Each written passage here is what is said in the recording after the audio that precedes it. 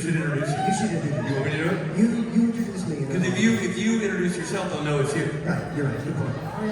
I'll do it. Oh, they can hear us. Oh, God, crap. And funding the musical ensemble Loudly Swaying, you know you love him, he's gone on television. He's also donning a nice Jim Crow hat given to him by Richard Spain. It's Rob!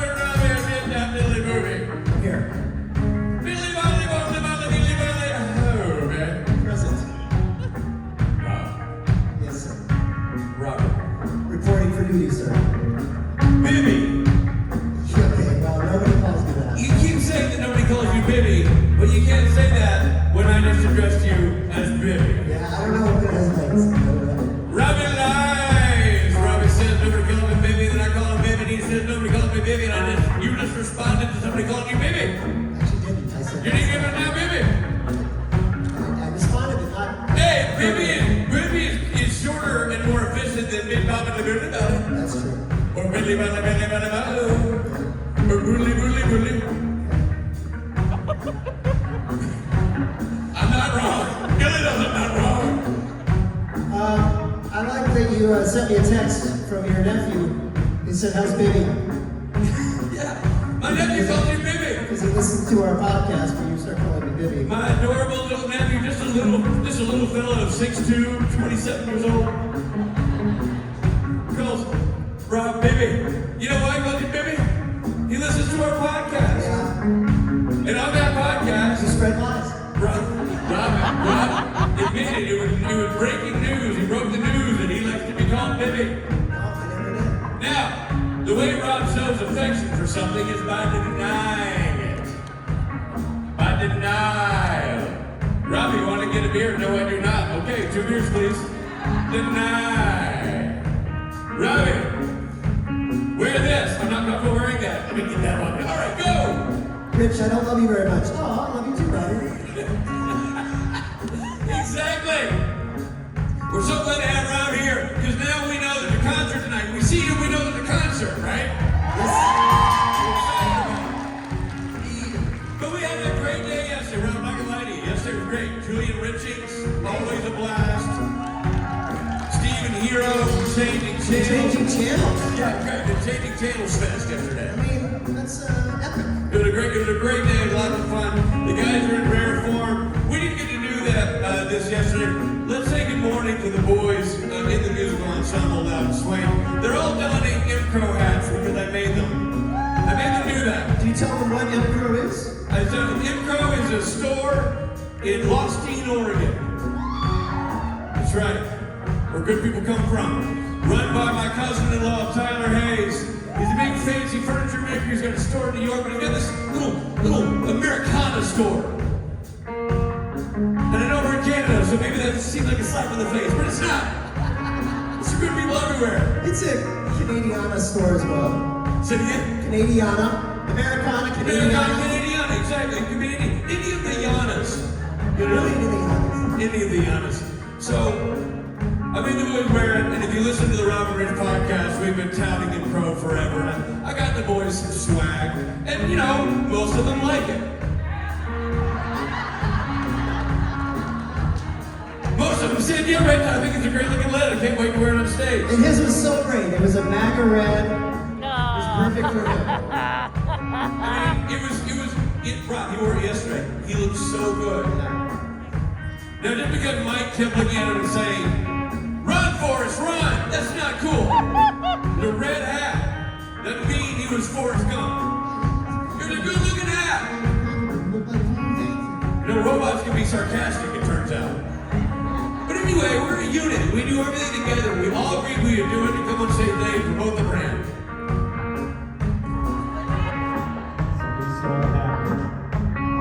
Very popular hat. There's no way someone stole that. No, somebody said they stole it. He's saying somebody stole the hat. You were the last one to see it. I wouldn't. You were here an hour before me this morning. Stole it. Subterfuge. Norton stole his own hat. I guarantee you we're going to find that hat with like a knife to it or a ransom note, and Norton's going to act all surprised. What? My hat has been what? It was a great. Tell them why it was such a great hat. Hat game. It was such a great hat. Don't you guys look great in the hats, man? Look at the lips. Cover up hair like this, right? No, yes you can. You most certainly can, sir. All right, let's meet the guys in the band wearing their intro hats. I'm going in reverse. I'm not starting with you. I'm not talking to you right now. On the bass guitar, where the M stands for Make Love to a Robot, Michael Borja.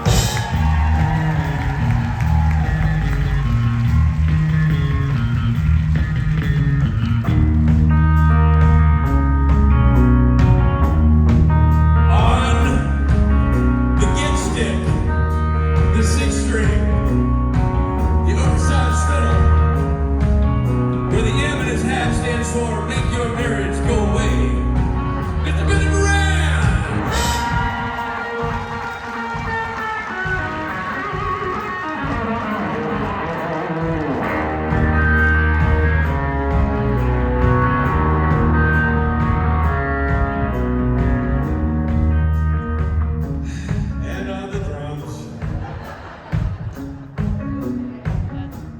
for now.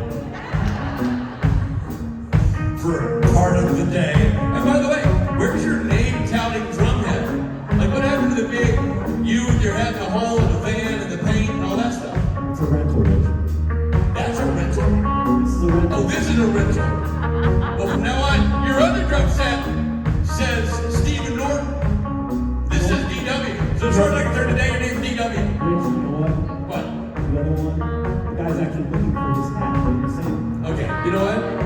You're funny. I'm gonna draw a hat on your drum. You just doomed yourself to a red hat. Drawn by me, which is not good. Ladies and gentlemen, playing the drums, a hatless Stephen D.W. Norton. And now, that Tom has dandruff.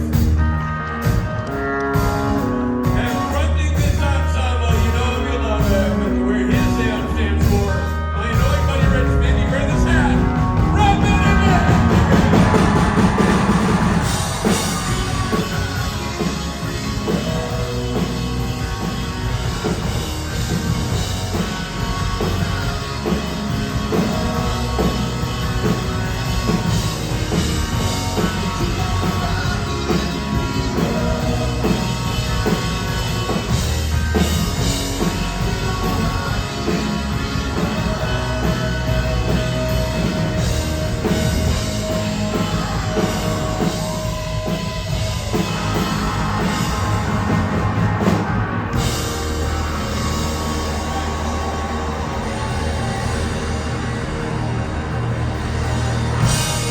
Nice! Rob, I am so excited about our first guest today. I'm so excited Same. that I need to talk to you on stage about it.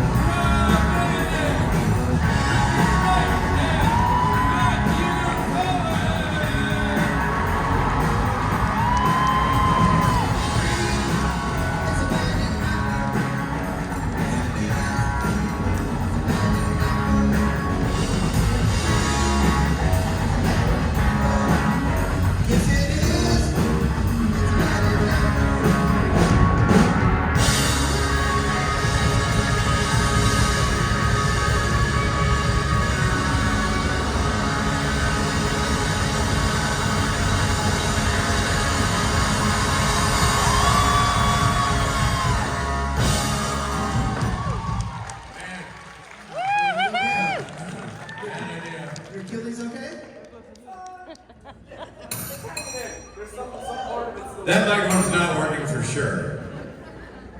We'll be right back. That's all we have for today, guys. Right now, for the technical difficulties.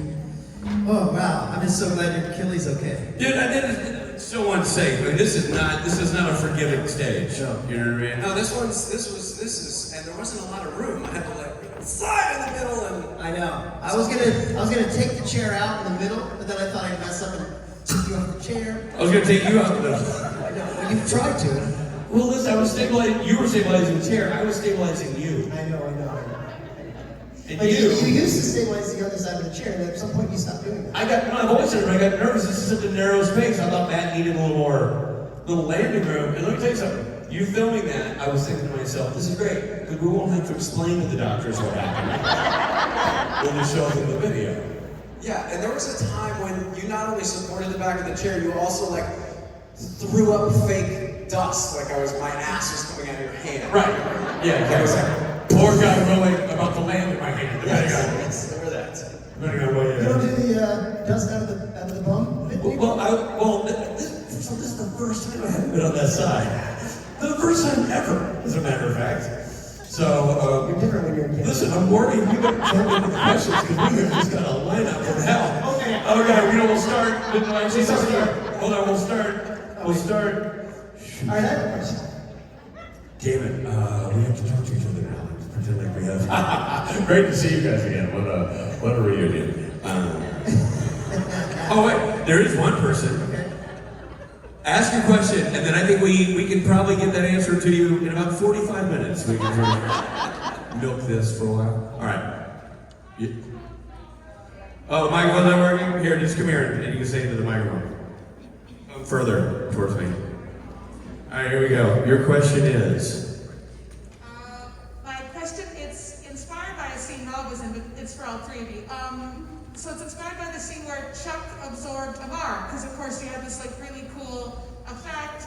And so my question was, either from an acting or directing perspective, was there ever a visual effect in the show that like they told you, okay, it's gonna look like this, we're gonna add it later, that you ever, when you saw it, you thought, oh my God, that is no way in what I imagined it would look like. That's a really good question. Yeah, that's a great question. We've been doing this for a decade and have never gotten that question. Nicely done.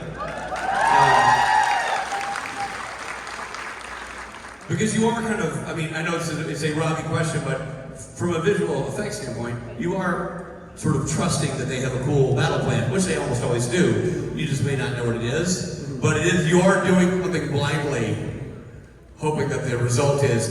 And I think it's less about you're hoping that they do the effect right, because they do, but you're hoping that your face or whatever your acting beats match whatever their effect is. You know what I mean? Like, you don't like over or undersell it, right? And then it's like, what?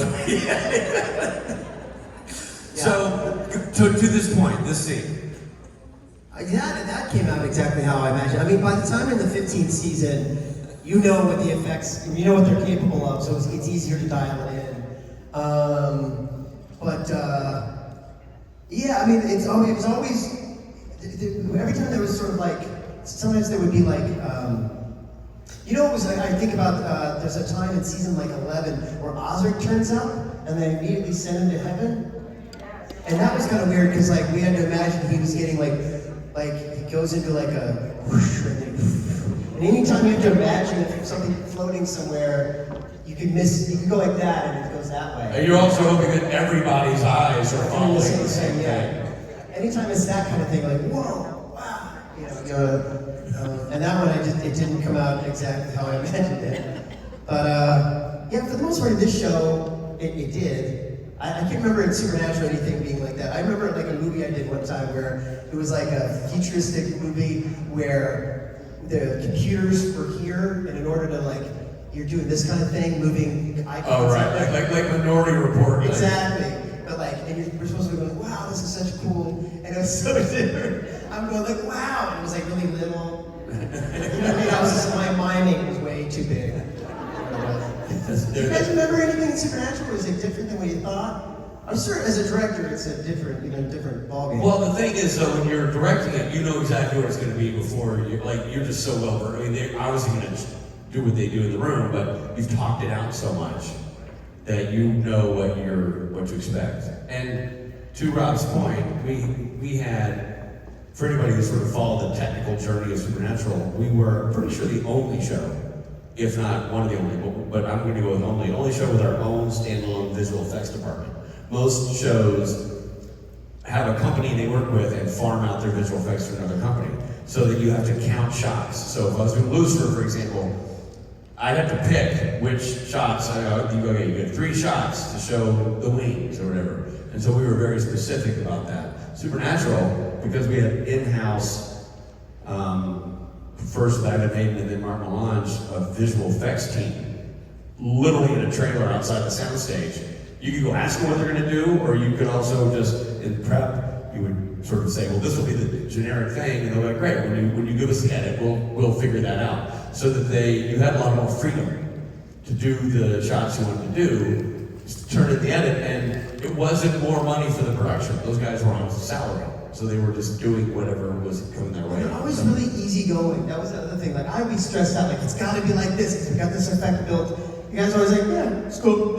You're gonna do something that's gonna push earth and dust, and all the particles are gonna come together, and then they're gonna swirl around and go. And you're like, what? How the heck? But they're really easygoing about it. Dude, but there were some that were like, one of the first episodes. You guys ever have to work with the switcher?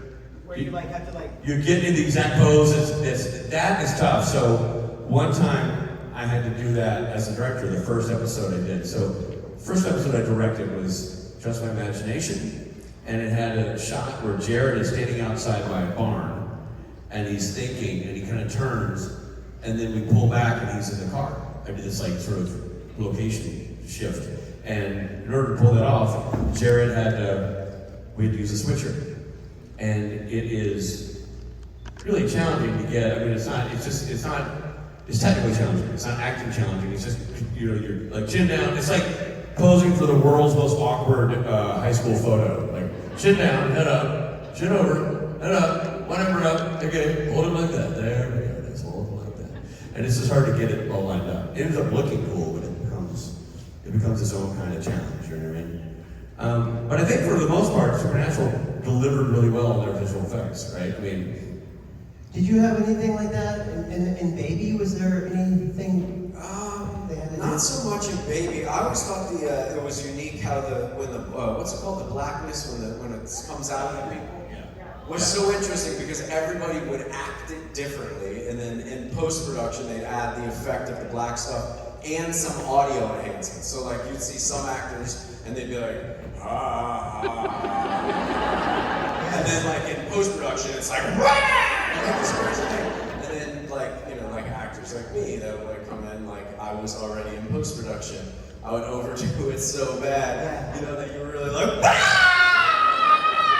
like just letting it out, like demons leaving your body. Sometimes I do sound effects too. And like Julie McNiven in my episode had that happen to her where like she's like lights and stuff's coming out of her and she just handled it like such a pro. She knew what it was gonna look like, so she was just like, and like they played great with the post effects, but she didn't overdo it. I feel like I'm like doing it for the post effects. Like I'm a post. Right, you're doing all the work for them. I have this in my last episode. I do to Jake Abel. I basically do that to him. And as we were doing, I was going. I was like adding the sound effects that I probably don't need to. Just like. That happened when we were doing an episode where Jerry Trimble played Ramiel, and it was called Stuck in the Middle of You was the episode, and he does this thing with a stopwatch, very old West stopwatch bit. And Jerry said, "You have 20 seconds. Click." Jerry, you don't know the same click. We've got a team of people that put that in. We're gonna put that in. Oh, sorry. You have 20 seconds. Click. That's all I got a similar one. I've done I was like doing gunplay before, right? And so the shot's over your shoulder, kind of not seeing what the gun's doing. But so you as the actor are just supposed to be like, and kind of like blink your eyes like it's going off. You're like, but instead you're going, or you're like, bang, bang, bang, and they're like, what are you doing, Matt? And you're like, you can't help it because you're trying to react to something, so you're like, bang, bang. You're like 7 years old again. It's also funny to watch those scenes without the sound in it. We've kind of left the visual effect part of your story here, but I told you it's a 45-minute answer. It's funny to watch when you have a really serious scene. I don't know, Dean. Well, I don't know, Sammy. And then it's supposed to be a phone call.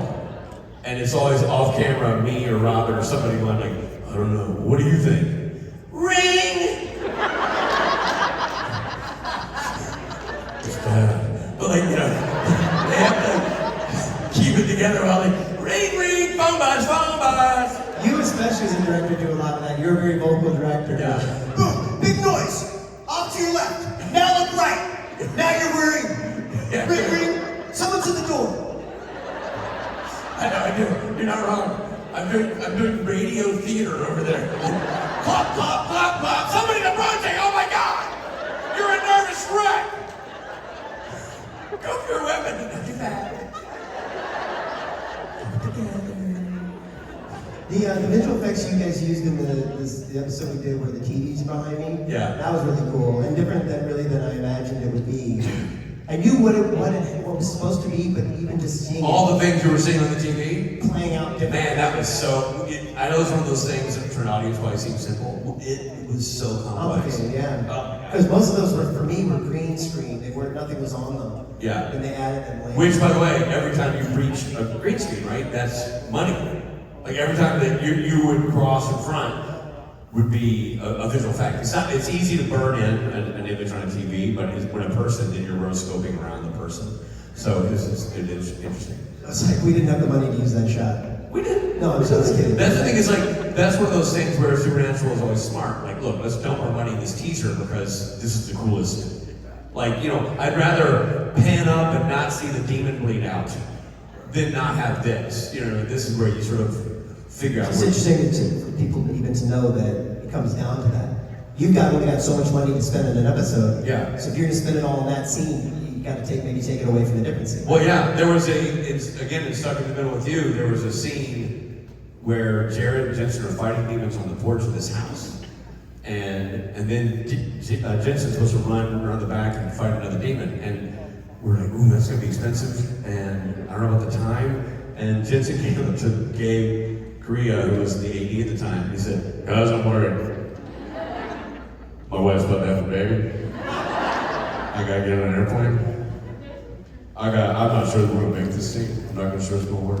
And we're like, all right, here's what you're gonna do. You're gonna do something with the demon. You're gonna look at Sandy and go, are you good? And you're gonna run out of the shot. Which is what he does. And then we cut to his stuntman, Jesse, leaping over the railing. And Dean just FOs. He comes back breathless, like, I got no one. Like we shot him leaving, and then we shot him arriving. And we never went to the back of the house to see him. He comes back and he's like, twins.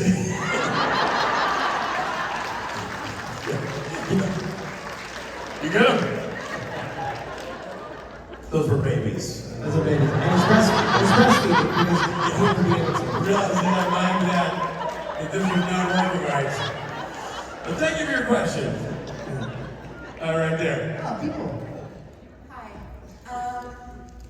I'm wondering what you guys like to see in a co-worker, like in another actor.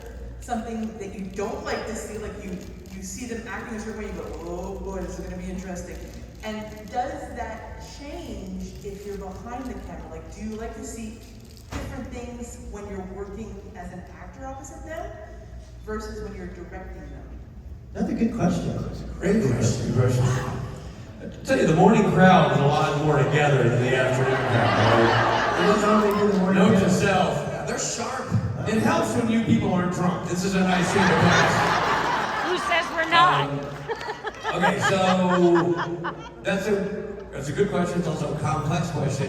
I don't think, and you know, maybe I'm wrong here, but I don't think I think what I like on camera as a performer, I also like off camera, because if I'm seeing something as a player with that person, then as a viewer, as an observer, as the director, I'm really enjoying that person's doing something as well and connecting with the other characters. So I tend to like the same things. And there's very little I don't like, truly, because even if I see something a certain way, first of all, I usually know, usually I cast the guest stars, so I know who's coming in.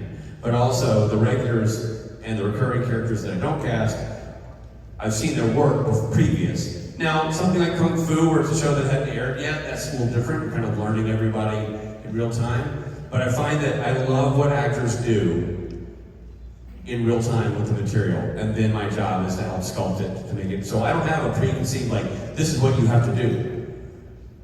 And they show up, they don't do it. I'm like, that's not how I see it. I see the movie in my head, always, when I'm about to shoot a scene. But it really is a to be continued moment in my brain, because I want to see what the actors are going to do. I want to see what Rob's going to do, what Matt's going to do. And then I'm going to go, oh, that's awesome. Whatever's in my head is now going to marry with that, and we're going to work together to come up with what really works. The only thing I don't like in an actor, is lack of preparation. If they don't know their lines, I don't care if they know their lines but they're nervous and can't remember their lines, I can work with that all day long. That's fine, that happens all the time. A guest star comes in and they're a nervous wreck, and they fumble lines and they get nervous, and that's human nature, that's fine. but lack of preparation and lack of concern for the job. Like somebody who feels like they shouldn't be there or doesn't care about being there or wishes they were somewhere else. That annoys the daylights out of me. Other than that, I enjoy it all. I enjoy the discovery process. Yeah, I agree with that, and same. And so rarely do you have someone who's like that, but over the years there have been occasions. I'm trying to picture somebody, Rob, and I can't. It rarely happens. For me, it's hard when you're a guest star on a show because that's a lot of what I do, and you always feel like you're the new kid at school. And the thing that I really like is when the actors or the regulars on the show are prepared, but also willing to work with you. Not so rigid in their preparation that you don't have any space to do your stuff. Like, still open to play. And same with the director. Like, I love it when a director goes, look, this is what I had in mind. I want to start here, or we need to start here. We're gonna do, you come around, do this. But like, did you have any ideas? You know what I mean? We're all kind of team players. And so it's nice when there's a little bit of openness to play around a little bit. So I think that's it with me, is like an actor that if I'm on their show, they're still gracious enough to sort of be open to hear to let me in to play, you know. Yeah, I agree with all that stuff. I mean, it's respect for what we're doing, right? It's a blessing to be in Hollywood playing this game, making TV and entertainment for you guys. And I like people that know that it's a blessing, that they're lucky to be there, whether it's in front of the camera or behind the camera. And I also love, and Jared and Jensen both did this with me when I first came on the show. What are you doing at 12? Come by my trailer, let's run these lines, let's talk about these scenes, let's go through it, let's rip through it, let's figure out what works, what doesn't. And you're nervous, and then as soon as you get in the trailer, because you're not on a set, you have that time to go, yeah, this does sound weird coming out of my mouth, or what would I say here? And just workshop it a little bit, because it's creative, and you can't do it just by yourself. If you think you're an actor that can make a show just by yourself, your show's gonna suck. You need the whole team of people behind you, and Jensen and Jared, I'm not just saying this because we're all here because of them, but they really were just so gracious with all the guest stars. They were really pretty open, and I think that's one of the reasons we had such a great time on the show. Like, they really made it. Even if you're just talking, they'll include you in their conversation, so you didn't feel like the new kid at school. I can tell you, Rob's 100% right. This is not. Would we get up on this stage and suck up to them? Oh, hell yeah. Absolutely. And have we in the past? Happy to do it? Yeah. But, truth be told, out of all the episodes, so now I'm looking at it as a director, right? So as they were lovely to me when I started the show, season 2. Season 15, guest stars are still coming in. They're dealing with the emotion of wrapping up their series and all these things. Never, not once did I ever see those guys walk on a set without first walking over to a new person, introducing themselves, and saying welcome to the show. Every single one time. Absolutely. Both those guys. And not only does that kindness benefit the guest actor, who might have one line, but it benefits Jared Jensen, because now that person's harmful, they're going to do a better job, we're going to make a better scene, we have a better show. So it's the right thing to do, it's also the smart thing to do, but it really speaks to their character that 15 years in, they never forgot what their moms taught them in Texas. They stayed the boys their parents wanted them to be when they were men. And that's why they're good dudes, and that's why we're all friends. And you do find on a lot of the successful shows that is the case. Yeah. I remember Mark Harmon when I did NCIS was incredibly, hey, thank you so much for doing this. Like, because he really went out of his way. Walton Goggins did that same thing on Justified. Like, we're so glad to have you here, man. Yeah. Like, that makes two of us. Yeah. Tom Ellis was like that. I mean, they were great. And these people we're talking about are great performers. Unfortunately, there are other stories, but we are lucky enough, and in the supernatural world, we are lucky enough to have two co-leads who were always gentlemen and always kind, which is great. All right, you. Hi. Okay. You guys are beautiful. I love you all. Rob, I love to hate Chuck. I really love to hate Chuck. I think I understand. You did a really good job. Thank you. Michael, you are beautiful. Rich, you are beautiful. Don't listen to Brian or Rihanna. Or Brian. Who's Brian? What she said?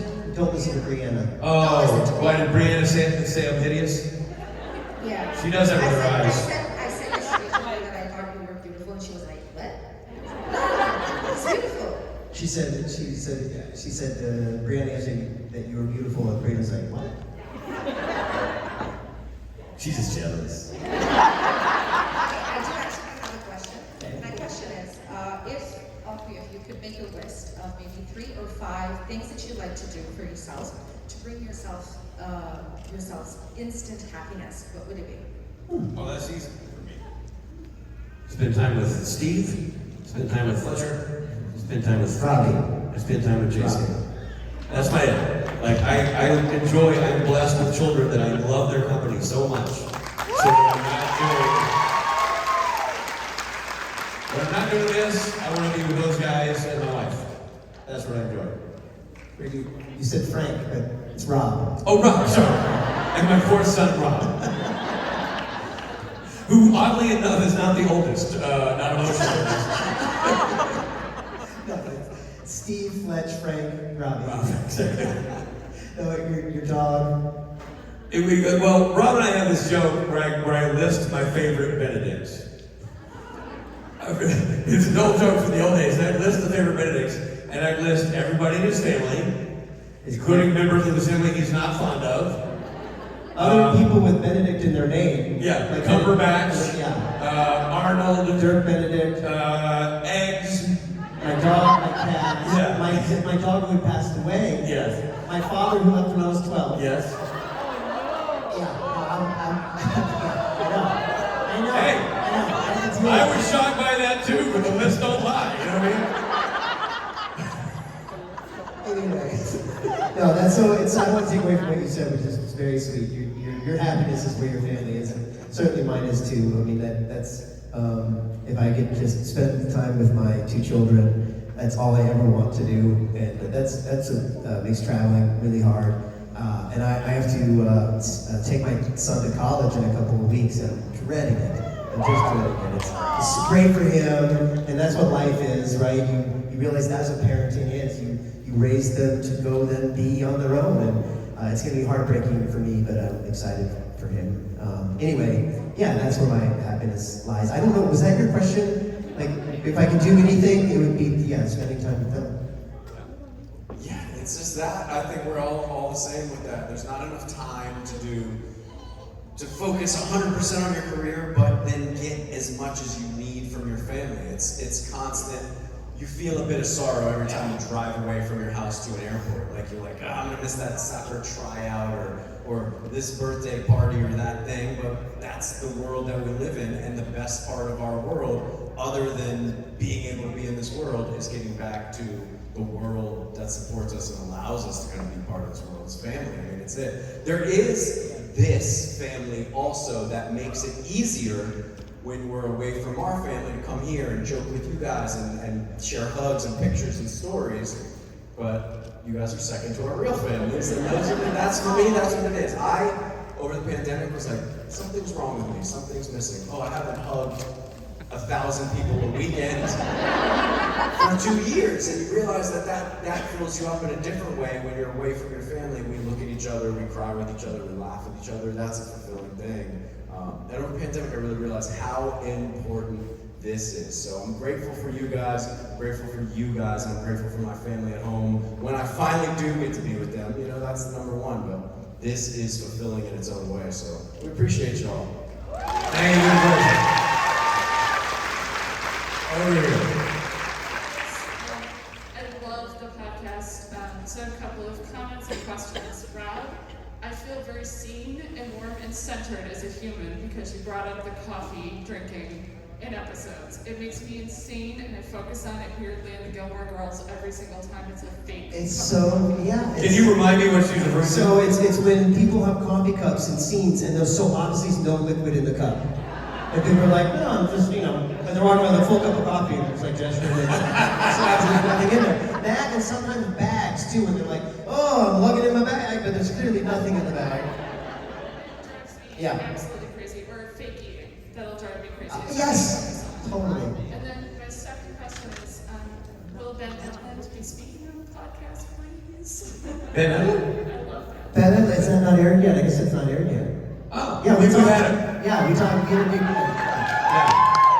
We interviewed Ben Edlund, and I think Rob and I would agree that it was one of our like more Strangers. interesting. Yeah, it was a trip. It was- He's a fascinating guy, and it was a really cool interview. His comic books got me through high school, like straight up. I He's was a genius. lunatic. Yeah, no, he's a genius. The very first time we came to TorCon, and I swear I'll sit down, you guys, it was the best panel to come to was you guys. You worked the room like that scene in Dog Day Afternoon, and I felt very exhilarated and terrified. Well, you're welcome. I like you. I like the Dog Day Afternoon reference. Yeah, I think he's season 2, episode 5. We're coming right up. It should be coming right up. Yeah. And thank you for listening to the podcast. For those who don't know, Rob and I do a podcast. We do two podcasts. One called Kings of Con, where basically Rob and I sit around and talk, and then think we should have a guest, and then don't. That's our podcast. And then you say you should write a song, and I write a song. And that make you write songs. And then Supernatural Then and Now, which is a rewatch podcast, or for us, a just watch podcast, going through every single episode one at a time. We don't watch it on the podcast, we watch it before, but we discuss it and have actors and crew members from each episode come and talk about it. And it's honestly really fascinating and fun. And we have guest reviewers like Yes, we're going, Kim Rhodes, and more to come. Ruth Connell's coming out to do one for us. So even if actors don't show up for a long time in the series, they're involved in the podcast earlier. If you haven't heard it, check it out on Spotify, Apple, or wherever you get your podcasts.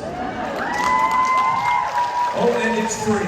That's the other thing to remember. That's true. It does not cost a nickel. Yeah, that's right. You. Hi. So I listen to a lot of music and I'm constantly searching for new stuff to listen to. So what band or artist can you recommend I listen to? Rob? I really like this band called Pine Grove. Pine Grove. Check them out. They're just a really good band with great lyrics, really good music. And I'm also a huge Radiohead fan. I love Radiohead. And Radiohead has the lead singer and guitar player made kind of a spin-off album, and they call themselves The Smile, and that's so cool. Really? Yeah. That's cool. But if that's too much, too heady for you, then I think Pine Grove is a great, really easy listen to. I listen to death metal. Then you may like The Smile. Oh, then you're gonna love won't REM. like- REM. You won't like Pine Grove then. So, listen, I got no death metal for you, kid. But I've really been digging, because I'm going back to an REM phase, because I love REM. REM is one of my favorite bands. And kind of rediscovered, even though I'd heard it, but not really listened to it, they're live at Olympia. I think I was texting you about it. Like their double live album, recorded in Olympia, live at the Olympia Theatre in Ireland, I think. And it's so good. You forget, like, not only were they a great studio band, but REM was phenomenal live. So Peter Buck is just... Peter Buck. That's something that they filled out the band. I think they had Peter Hosapple on piano. You know, they had a couple of other For guys. the most part, it was always Peter Buck. It's like U2. You realize there's one person making Make all that sound. sound. Although Mike Mills, man, his bass runs are ridiculous. That's what I'm saying. It has to be the group together. Yeah. But as a guitar player, it's like, how? I know. He's like Stevie Ray Vaughan in that. Like, he just did it all. Yeah. Anyway, so REM, you'll hate it. Matt? You said you're a death metal person? I listen to pretty much everything, like I said, death metal, classical, jazz. Hip hop? Sure. You got, so on the metal side, you need to check out Dragon Force. Have you ever heard of them? Yeah. No, you haven't. You gotta listen to Dragon Force. They got an amazing guitarist. It's like speed metal. It's like Sonic the Hedgehog metal. It's so wild. And then on the hip hop side, I've been heavy into Run the Jewels, which is Killer Mike and LP, and they make some of the best cinematic hip hop you've ever heard. They've wrote a lot of scores for like Baby Driver. They've done a lot of stuff like that. Yeah. But they're fantastic. Booksmart. There's a song in Booksmart. Yeah. Thank you and good luck. Thank you. Yeah. I like that speed metal with what'd you say, with the Sonic the Hedgehog? Yeah, because that's where, so this band, Dragon Force, is this Asian guitarist who's amazing. He plays with his teeth, like that real fast stuff. And it's one of their big songs called like Through the Fire, Through the Flames, was from Sonic the Hedgehog, the arcade game. So when you went to the arcade, it's like, That loud music in your ear, that's these guys. Interesting. Hi. Hi. I was just wondering if you were able to pitch your dream show and it was guaranteed to get picked up, what would the premise be? All nude ice skating, right? I still want to see the Supernatural spinoff with the three of us. It's called God and Sons. It's a multi-camera sitcom. Sort of it's typical father and sons. Laugh track, no laugh track. I think laugh track. Laugh track, yeah. Obviously me and these two, and of course Sebastian and Mark Pellegrino as Lucifer. It's a big hit. Yeah. People love it. Very funny. It's just laughs, just shenanigans. Just the shenanigans in this household. Matthew? I'm all for that show also, or any other show that I can work with these two guys in any way, shape, or form, whether it be comedy or drama. I would love to just get on TV and do something creative with these fellas. It doesn't matter what it is, but Fingers crossed. fingers crossed. Thank you for your question. Thank you so much. Cut to Mad Naked Ice Skating. Cut to Mad Naked Ice Skating.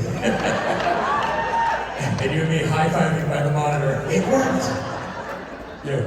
Hi, my name is Constance. Recently, I saw for the first time a mini-series called Band of Brothers. There's a lot of directors on that, especially Tom Hanks. I don't know if you were in that episode with Tom Hanks directing. I was. Okay. So I was just wondering, this is open to Rob for other directors, if any of the directors influenced you in directing Supernatural, and for you, Rob, was there any other director that influenced you directing Supernatural? You mean Matt? Band of Brothers. Yeah, the Band of Brothers, obviously the Band of Brothers directors were some of the best in the business. Especially at the time, it was, the idea of doing a limited series on cable was unheard of.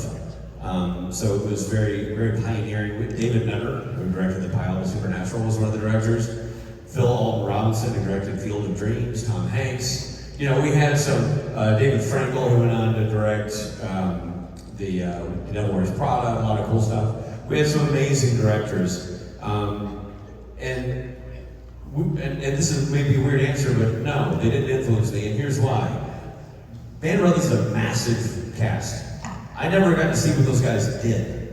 Like, when I watched the project, I'm like, holy smokes, I would love to have been closer to the team to see how they pulled some of this stuff off. That pre-production and production would have been amazing. They are aspirational figures to me, meaning I'd love to be able to do what they did. So they, inspire me to want to do great work and that kind of thing. But I wasn't ever side by side with them, watching them line up a shot or seeing them in the trenches solving a problem. And the things that when you're on a smaller TV show that's not as massive as Band of Brothers, you get to be a witness to. And I wasn't able to ever be a witness to the whole theory behind Band of Brothers. And they told this to us many, many times. They said, we are not making a war movie. We are filming a war. You just do what you're supposed to do. Let us worry about capturing it on film. So I didn't know, you never knew what lenses they were using. You didn't know where the cameras were put. You didn't know if you were in the shot or not on the shot. You just did your battle movements. You just did your work as you're supposed to do it. So amazing, life-changing series to be a part of. Aspirational on every level, from actor to writers who I admire tremendously and think are geniuses, to the directing, all stunning. But I wouldn't specifically say they had an influence, except for the big exception being Tom Hanks, who I've loved since I was a child, and meeting and working with him was like a dream come true. So obviously, the fact everything he does to me is inspiring. So he's a massive influence, and I just feel privileged to have had the opportunity to work with that man and watch him work. So there you go. Complex answer, but there you go. Robbie? I've gotten the pleasure of working with so many great directors over the years. Some that are brand new, some that are veterans. The first thing I look at when I get a job is like, who's directing? Even if I have an audition, I'll look and see, because on episodic television, when you're a guest star, you get to hop around and work with people like that. But specifically to Supernatural, I think we were all very lucky because there were some great veteran directors. Phil Secretia, Bob Singer, Tom Wright. Tom Wright. I mean, Tom Wright is a legend in the business, and I feel so fortunate I got to work with all of those guys. I gotta say the Tom Wright thing, the biggest cinematic way, not to interrupt the story, but when you join the Directors Guild, you have to have 3 members sign to vouch for you. 3 current members of the DGA sign your application for membership. Tom Wright's application for membership was signed by Alfred Hitchcock. Amazing. Did Francis Ford Coppola sign it too, or no? But he worked on Apocalypse Now. Apocalypse Now. Anyway, so yeah, those guys really stand. I was really lucky in season 11. I had a run where I was like, got to work with all 3 of those guys, and John Showalter. John Showalter's great. John Showalter, who I think directed the 3rd most episodes of the show, great director, directed a ton of television, and he's now the producing director of The Winchesters. So he's gone on to spearhead that show. And and Rich is great. It's really fun to work with. I mean, it's sometimes actors make the best directors because they know what you're going through. And I've been fortunate enough to work with him a few times now, and he's great. It's super fun. Your excitement about it gets you excited.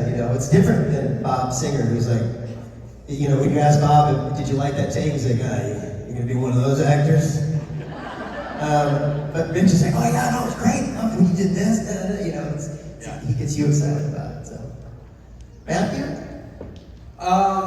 Everything you guys said. And also, I wanted to bring up something that I kind of wanted to share with you guys about this. I worked with this director called Robert Townsend. He's an awesome guy, been around for Hollywood for a long time. He said something that stuck with me. I use as a director now, but it always stuck with me as an actor.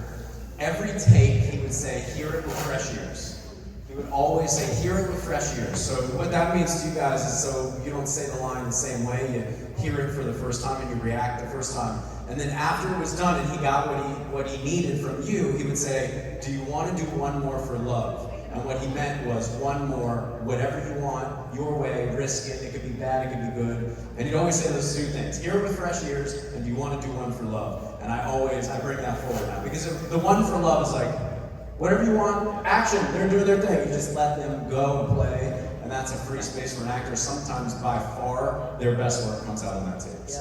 I will say it was a funny... he's a legend, too. Yeah, he's a legend. He's a legend. Hollywood Shuffle. Yeah.